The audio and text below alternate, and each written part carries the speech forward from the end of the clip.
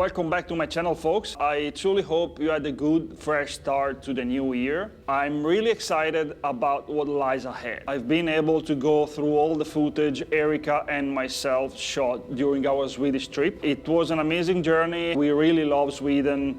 And after a very tough year we went through, that journey was really needed. Now let's cut to the chase and watch the video together. I truly hope you enjoyed, friends.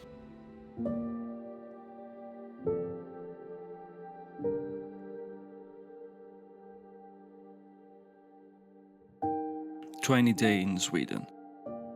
This is my third time here, yet every visit feels like the first. I wanted Erika to experience this magic land too. Sun, rain, clouds, it doesn't matter. What I love the most about Sweden is that it's one of the few places in the world where I can truly disconnect from routine, from all the noise and the mess. Being here, in these places, I feel completely connected to the environment. The most powerful sounds are simple. Your feet on the ground, rain falling, a fire crackling. Unlike elsewhere, artificial noises fade away. No cars, no trains, no planes. To me, these sounds take the experience to another level. Another thing I love is the freedom. You can carry a knife without trouble, light a fire to cook or warm yourself, except during the dry season, when open fires are limited. You can sleep under the stars, set up your tent on a rainy night, and it feels both small and huge. Because where we come from, all of this is forbidden. We have to move like secret agents, searching for the most remote spot, just to taste a bit of freedom. In Sweden, freedom is not hidden. It's part of the land.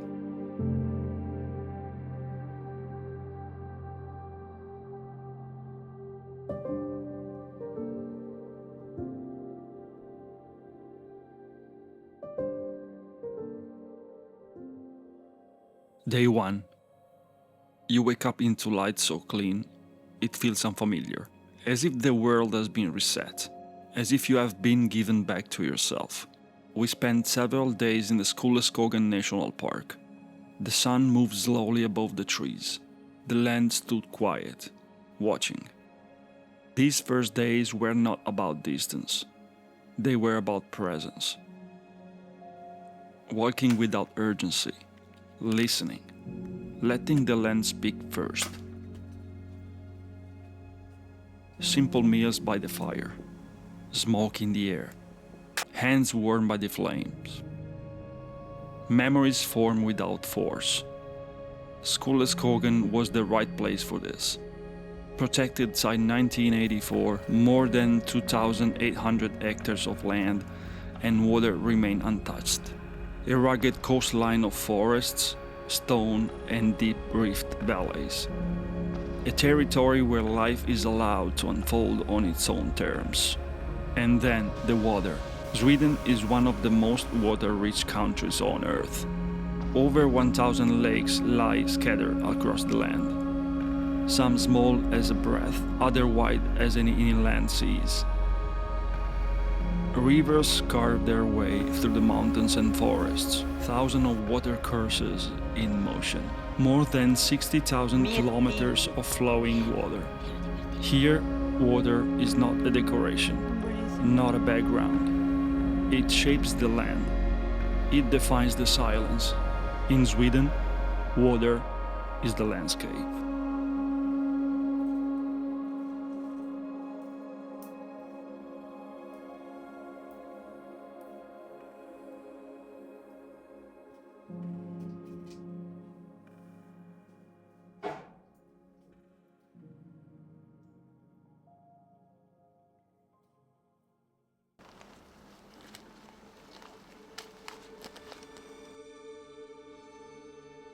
After some days spent around Skogen National Park, we moved to another beautiful location to experience Swedish history, always intertwined with breathtaking nature. We spent the next days around the city of Boden, where the Boden fortress is located, also known as the Vallingby of the North. Sorry for my pronunciation to all my Swedish friends. This fortress is composed of 4 fronts. The northern front, Degerbergesfortet, built between 1900 and 1908. The western front, Rodbergsfortet, built between 1903 and 1908. The eastern front, Mjøsjöfortet and Gamellangsfortet, built between 1900 and 1908. And the southern front, Södra Abergsfortet, built between 1902 and 1908 on the eastern side of the Lule River. We visited 2 of them. One has been transformed into a museum, which was closed when we arrived. Luckily, we met 2 very kind people who worked there and shared some insight about the Boden fortress. We explored the area around Södra Adbergsfortet and Rodbergsfortet. These places hold so much history and a magical presence. Fun fact: Rodbergsfortet was constructed entirely by hand. All tunnels and excavation were completed using manual labor. That's crazy, isn't it? The main purpose of the fort was to stop or delay an invasion from the east, which at the time meant a potential attack by Russia through Finland, Sweden's neighbor before Finnish independence. The fort were positioned to cover all approaches, east, west, north, and south, with artillery, infantry position and flanking batteries, ensuring no single direction could be exploited by an advancing army. This multi-front configuration made Boden Fortress a strategic barrier, not just a single wall, but a network of interlocking defensive positions, meant to protect northern Sweden railways, industry and access to the Arctic. War promises glory. It delivers ruins. Nothing shines in war. Only rust, silence, and scar left behind. Like books, these places remain open, silent, unforgiving, essential. They feed thought. They preserve memory. They help us to understand the true history of mankind. Like books, these places stay open, teaching history without rewriting it.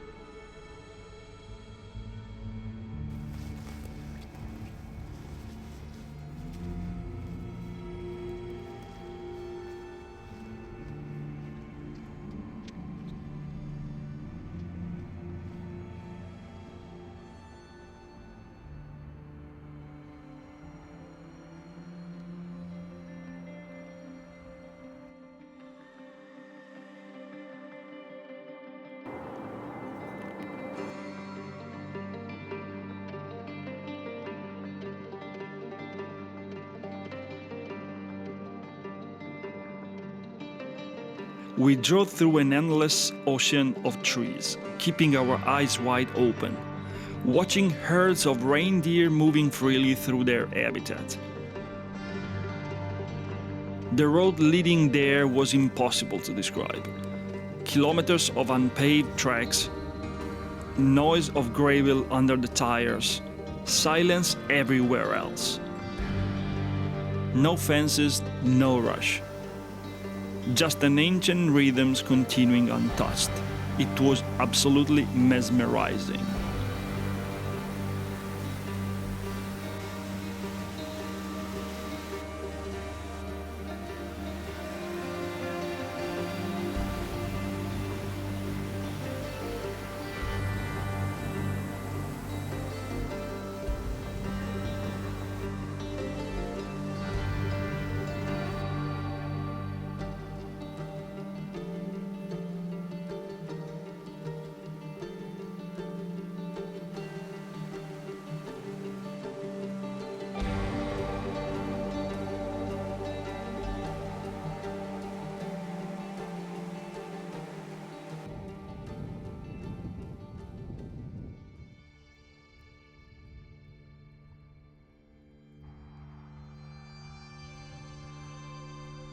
One of the most astonishing places we reached was Abisko. It didn't feel real, more like a three-dimensional painting brought to life.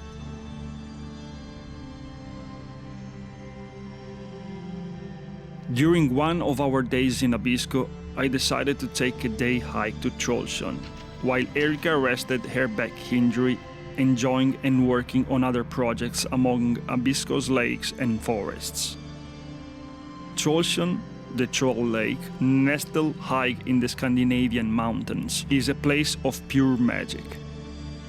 Legends say Troll once lived here, and it's easy to believe, as every step through the rocky trails feels mystical and otherworldly.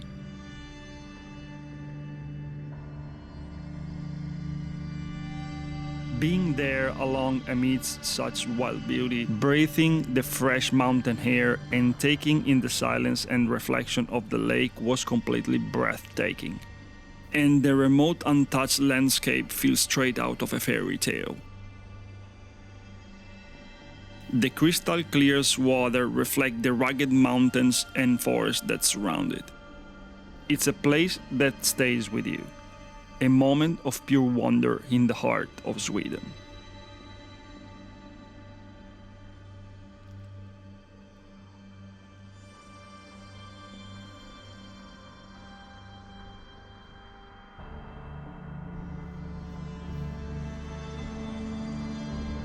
After a couple of hours of hiking, I couldn't miss the chance to stop, take in the view, and enjoy a simple warm meal with a cup of coffee. A perfect cup of coffee.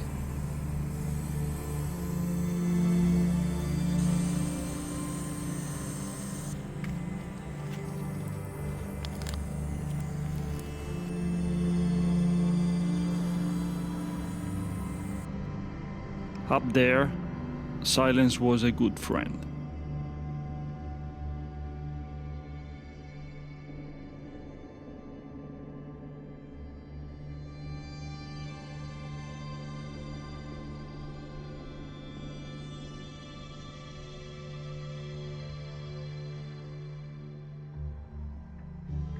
Then it was time to go back, to meet Erika, to share our experiences by the fire, and to prepare for the next adventure.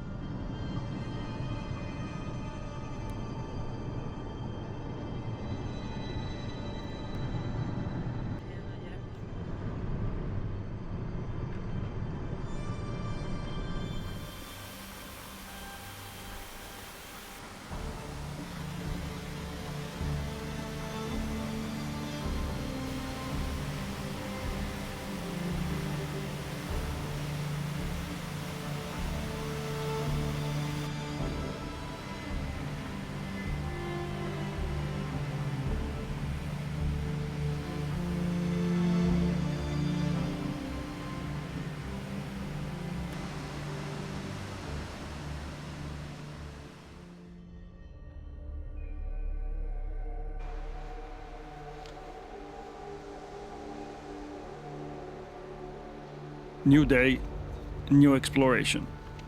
We decided to stay a few days in a cabin high up in the mountains, surrounded by a magical forest, close to a powerful waterfall. A place that felt remote, almost forgotten. as if the world ended at the tree line. Here's one of the things I love the most about Sweden. Sweden has one of the most accessible wilderness networks in Europe. Across forests, mountains, and the far north, hundreds of cabins and huts are available for hikers and travelers. The Swedish Tourist Association operates over 250 cabins, huts, and hostels, often placed a day's walk apart along major trails. Many cabins are simple and unmanned. No electricity, no running water, built for shelter, not comfort. Beyond official networks, local communities, volunteers, and outdoor associations have helped build and maintain basic shelters for decades.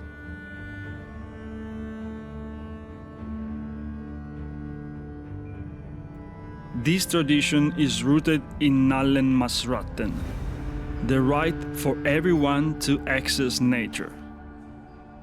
In Sweden, hospitality in the wild is not a service, it is a culture.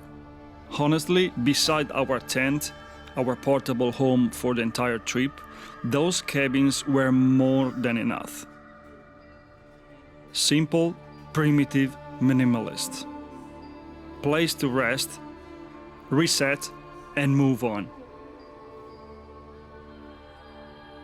We truly enjoyed every moment spent inside those cabins, not for comfort, but for what they represent: shelter, respect, and the quiet agreement between people and the land.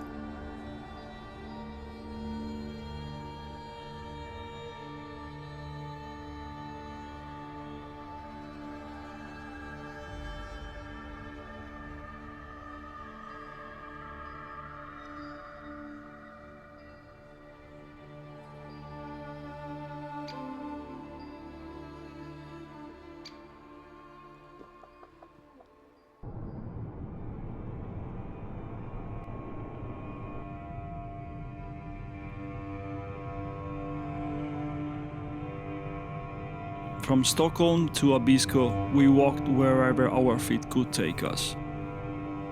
Every movement was magic. Lost in forests, surrounded by whispers of lakes and waterfalls. We explored ancient military fortresses, and nights were spent in tents or tiny cabins. Only the essential with us. And above it all, sunsets that took our breath away. Forever etched in memories.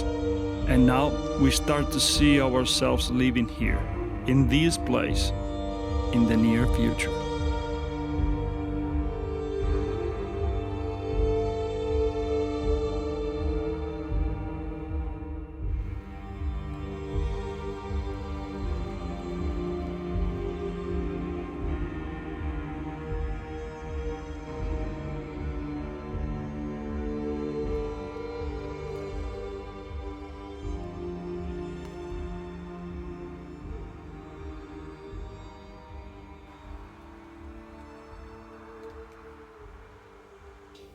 Hey, we really enjoy Sweden. What you saw is just a tiny selection we put together to share a fraction of the immense beauty of the Swedish land. We live in Italy and it's a beautiful country, no doubt about that. But Sweden gives you the unique sense of sweet solitude. We also enjoyed the few times we spent in a couple of cities. Honestly, the first thought we had when we landed back in Italy was to check real estate in Sweden and maybe start thinking to move there in the near future. Life seems to be more sustainable compared to where we live now. By the way, I'm going to make a poll in the post section here in YouTube. This year, I want to create content based on what would you like to watch. So I'm gonna make those polls very often because I want to understand what would you like to see and sometimes I will alternate it with ideas, contents, short movies that I would like to make to make it balanced. These are the topics that I want to develop in the next videos, but I want to let you decide what the next one will be about. I truly hope you enjoyed the video. Hit the like button and subscribe if you haven't already, and I'll see you in the next one. Be prepared and enjoy the outdoors.